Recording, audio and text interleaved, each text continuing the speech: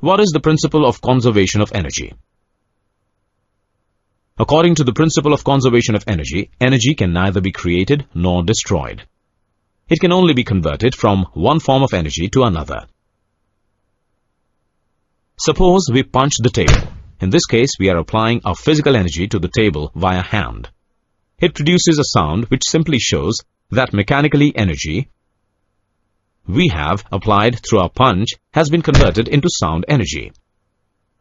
Similarly, when we switch on the plug of the bulb of a table lamp, electrical energy starts flowing, and this electrical energy appears as a light energy through the bulb. Thus, according to principle of energy of conservation of energy, energy can neither be created nor destroyed. It is converted from one form to another. In an energy conversion device, the total input energy is equal to the sum of the following three components.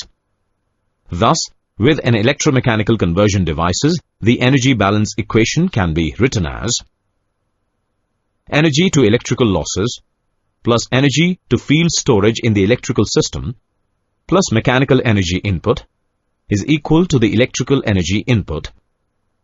This equation is for motor action, where electrical energy input and mechanical energy output are treated as positive terms.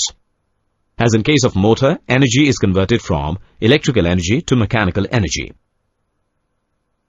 For generator action, the energy balance equation is written as electrical energy output plus total energy stored plus total energy dissipated is equal to the total mechanical energy output. As in case of generator, energy is converted from mechanical energy to electrical energy. Related term is